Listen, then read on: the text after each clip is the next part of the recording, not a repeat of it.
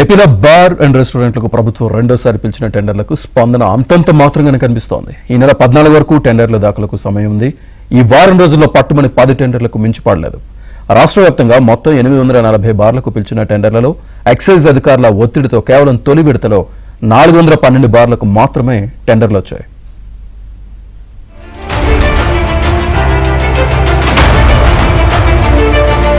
ఏపీలో క్షేత్రస్థాయిలో ఉన్న వాస్తవాలను విస్మరించి ఎవరో కన్సల్టెంట్లు ఇచ్చిన సలహాతో ఎక్సైజ్ శాఖ అధికారులు టెండర్లు పిలిచారు.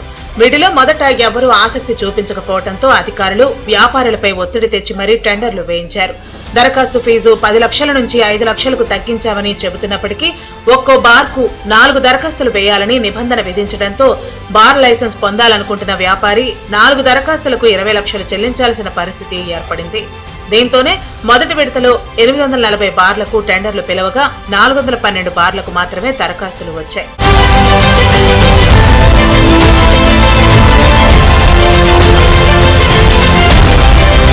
రెండో విడత మరో 424 బార్లకు టెండర్లు పిలిచారు. సోమవారం వరకు కేవలం 15 టెండర్లు మాత్రమే దాఖలయ్యాయని సమాచారం అందింది. 14వ తేదీ వరకు దరఖాస్తుకు గడువు ఉన్నప్పటికీ టెండర్లు వేసేందుకు చివరి 2 రోజుల్లో వ్యాపారులు వస్తారని ఎక్సైజ్ శాఖ అధికారులు భావిస్తున్నారు. పైగా తమ పరిధిలో ఉన్న బార్ రెస్టారెంట్లకు టెండర్లు రాని పక్షంలో సంబంధిత ఎక్సైజ్ సూపరింటెండెంట్ కమిషనర్లను బదిలీ చేస్తామని ఉన్నతాధికారులు హెచ్చరికలు జారీ చేస్తూ ఉండటంతో ఎక్సైజ్ శాఖ అధికారులు టెండర్లు దాఖలు చేయాలంటూ వ్యాపారులపై ఒత్తిడి తీసుకొస్తున్నారు.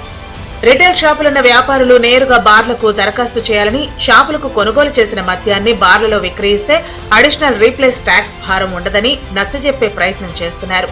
అయితే గుంటూరు, విజయవాడ, విశాఖపట్నం వంటి నగరాల్లో ఏడాదికి 95 లక్షల లైసెన్స్ ఫీజు చెల్లించి రిటైల్ షాపుల నుంచి మద్యం తీసుకొచ్చి బార్లలో విక్రయిస్తే ఆదాయ పన్ను శాఖ అధికారులు దాడులు చేసే అవకాశం ఉందని కొంతమంది వ్యాపారులు ఆందోళన చెందుతున్నారు. ప్రస్తుతం 424 బార్లకు 4 గీత కార్మికులకు కేటాయించిన షాపులకు టెండర్లు పిలిచారు.